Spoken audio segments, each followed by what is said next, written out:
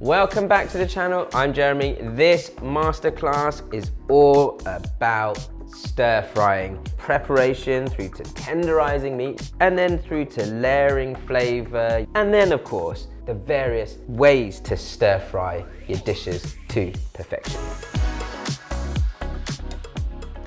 Lesson 1 in stir frying: preparation. Preparation is key. If you're not set, ready, organized before you stir fry anything, then you're not gonna get the best out of your stir fry. If you've seen any of our videos, you'll know ginger, garlic, spring onion are the basis of Chinese cuisine. So prep lots of it if you're gonna be cooking lots of different dishes. The other great thing about preparation is you're there to be ready for, the chaos that is about to begin. And that's not the chaos in my head, the chaos of cooking. In the takeaways and restaurants, you have all the veg and everything is sliced up, prepped, washed, ready for service. And when the service comes in, that's how you get your food so quickly, I may or may not use all of the different types of slices, but usually I go slices, matchsticks, dices. Your knife skills are such an important part of your preparation. My left hand, my dominant hand is my right, so my left hand is what we call the crab. 3 fingers in the middle, front legs, and my little finger and my thumb on my back legs. You can see them wiggling around. And then my crab here is a crab because my legs are always bent, not straight, they're always bent. And you just push your top knuckle over slightly to guide or be guided by the knife. And you can see that gently rubbing across the knuckle there. My knife hand is going to push down and forwards and always close the gap between the blade and the board. So down and forwards, down and forwards, down and forwards. And that closing of the gap will guarantee a slice through. And then if it's low enough to the board, you can keep the tip of your knife on the board and then just lift your wrist up when you come back. Down and forwards, lift up your wrist, down and forwards, lift up your wrist. So then I get nice fine slices, you see. There's more height to a cleaver than there is, let's say a Western 20 or 30 centimeter chef's knife. With a chef's knife, I mean, this is still a santoku, but it's, it's much lower in height, and therefore my wrist bends a little. I find it a little bit more awkward, mainly because I'm used to using a cleaver.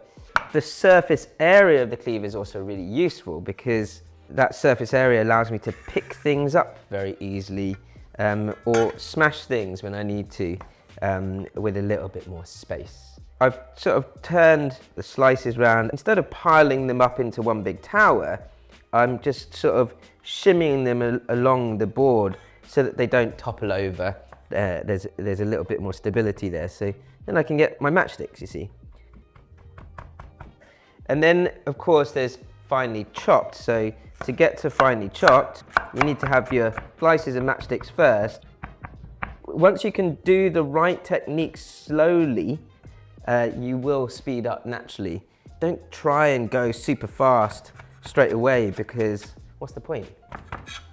Or ginger 3 ways. If you want a rough chop over the top of that, you can as well, just over the top. And what a lot of TV crews have started calling the pang smash, the beauty of a cleaver is that you can also be more rough and ready with it and smash the hell out of anything. And that will get you to a more rough chop. All right, so my different types of ginger ready for my whatever stir fry I want. If I was making like a ginger and spring onion dish where you want that ginger to be as prominent as possible, then the slices go really well with that. Or like a few slices on a bit of steamed fish, you know, that you can kind of take off easily. The matchsticks also lend themselves well to that. But they'll get more lost in the stir fry, and then the further chopped you are, the more lost it'll get. So if you wanted a real base of ginger flavouring your stir fry or anything like that, then you go for the finely chopped. Garlic, similarly to your ginger, I actually sort of these days do it one of 2 ways. I either very, very roughly bashed and chopped, or I go all the way and finely chop it up and dice it up. If you've got this sort of chunkier bits of garlic in the stir fry, they almost are part of the stir fry as another ingredient. So for that, just an extra bash and a rough chop over the top, like so, is all it really needs, in my opinion. Very easy. And it'll get a nice sort of caramelization around those roughly chopped bits of garlic. And the rest of it, you just finely chop up so that you can, again, use it for marinades or in stir fries or getting crisping up to top stir fries, however you wish. Now, another little tip with garlic is it can get quite sticky. So having a bit of water nearby is quite useful when you're preparing, because you can kind of dip your hands in the water, the knife can go into the water, and as soon as you've got that little bit of water on the knife, it's easily cleaned. Also, when you're chopping the garlic, then if you've got that little bit of extra water on your knife, it cleans off incredibly easily with one finger away from the blade, Finely chopped garlic, nice and easy. Still in the base prep section, of this lesson, and that is, spring onion. Spring onion is fantastic because, these are like giant spring onions from the Chinese supermarket. There's so much flavor in them, and because of the different sort of parts of the spring onion, you get different textures as well. Like these big ones, you can see I've got these bulbs, pretty much like onion bulbs at the bottom.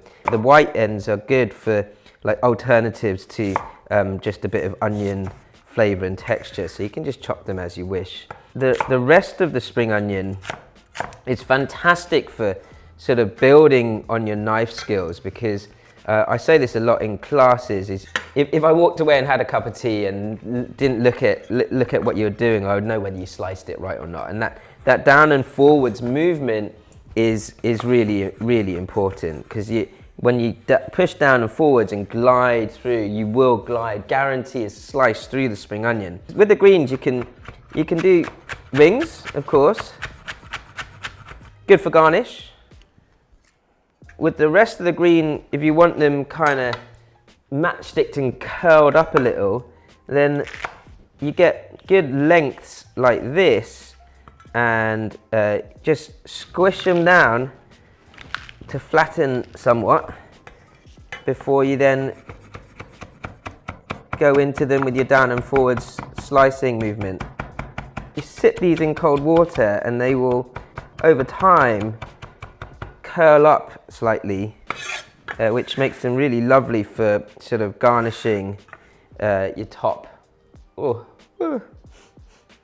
of your dishes. The rest of the spring onion, you can literally just chop up. Again, I could make, curls out of these as well, or slice them finely like that for duck and pancakes or whatever. But for stir fry, I find them like extra sort of chunky bits of spring onion really useful to flavor the base oil of a stir fry before the rest of the stir fry goes in.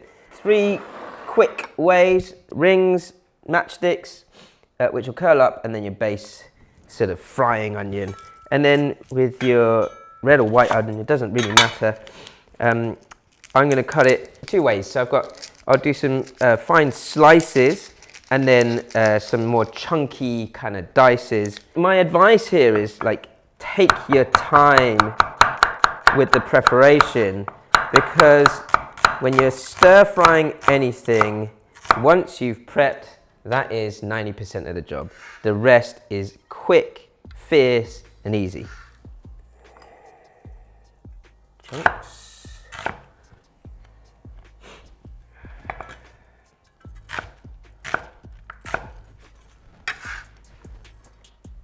Other forms of preparation in a Chinese kitchen. I will deal with these vegetables in a second, but I need to soak my noodles first, because I think it's really important to show you this sort of timing aspects of things. In fact, you know, I could have soaked these noodles first and then done the prep, but I think it's important to have gone through the real core base prep before anything else. I've got 3 different types of noodles here to show you. Again, the preparation is key. You know, these pad thai noodles have been soaked in cold water for about 45 minutes now, and you can see they're going a little bit flaccid. I'm soaking them in cold water because I don't want to over soak the outer part of those noodles, because they're quite thick in comparison to like your extra thin egg noodles like these, or your vermicelli.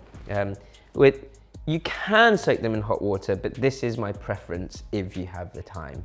And of course, this is a lesson in preparation, so I have time. The egg noodles will take a little bit longer than the vermicelli, so I'll soak those first.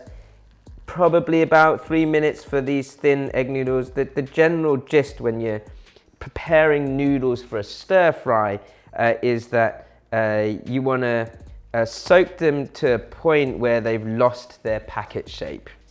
At that point, take them out, drain them, and cool them under some cold water, and then dry them on a clean tea towel, because the drier they are, the better when they hit the wok, because then they won't come out all gloopy, they won't stick together. What I mean by taking them out once they've lost their packet shape is that way, even if it's not cooked, it's okay. You gotta remember, when you're stir frying, you can always add moisture later on, but you can't take that moisture away from the noodles. I'm just gonna dunk these in that little bit of cold water. It's a little bit garlicky, but I don't mind.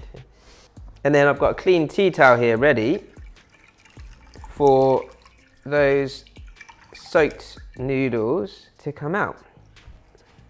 There you go, easy. You can see after even 1.5 to 2 minutes how much starch has come out of that. These egg noodles, after an extra minute, have pretty much lost their packet shape, so they're coming out. Again, not over soaked, and then dry them. It will take from here 10 minutes out in the open to dry out nicely, but if they sit for a lot longer than that, that's also absolutely fine. You know, dry noodles, amazing pantry ingredient, because you can always have a meal if you've got dry noodles in your pantry. And then my pad thai noodles, I'm just going to leave them in the cold water, because it's very, very difficult for them to over soak in the cold water. Whilst we're on the starch, I've got some pre-cooked rice from yesterday, which is great for this stir fry lesson, because much like in French cooking, I'd say that the sort of starting point of learning how to cook properly is something eggy. So an egg fried rice, perfect starting point for learning how to stir fry properly.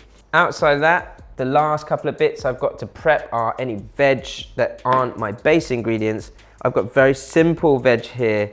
I've got some choy sum, which actually means heart vegetable. I'm just picking this choy sum mainly because I like the texture of the leaf and stem, and it looks beautiful. It's nice to not over chop the leaf, so I'm just going to break the stem. I've got that, and then I've still got a bit of stem together with the leaf, and they'll wilt down very, very quickly. The actual middle part, the heart of the heart vegetable, I'm just going to slice in half, and then you've got nice sort of lengths. Now you can see with these core parts of preparing my food, like in a relatively short space of time, whilst sort of showing you the way of getting yourself ready for a stir fry. Like, we've got a lot of ingredients prepared already. These here are pea shoots, which I got from the Asian supermarket. I love this vegetable. It is a really great thing to have stir fried on the side of any meal. And again, these pea shoots really, other than a bit of revival in the water, just need sort of breaking up. So that, outside of these bean sprouts which have been washed. Always wash your bean sprouts, guys. Wash them 2 or 3 times. Then it will just get any sort of slight sliminess off the edge. Also part of preparation. So you can see, in summary, my base ingredients all prepped and ready to go with lots of different variations of textures so I can pick and choose depending on what stir fry I'm making. A selection of vegetables, nothing too complicated, and then my starches to show you some different types of noodles or rice dishes that you might cook from some simple stir fries in the coming lessons. Tomorrow, well, we're going from preparation and having all the stuff prepared to tenderizing your meat and how far you can or can't or maybe shouldn't push it.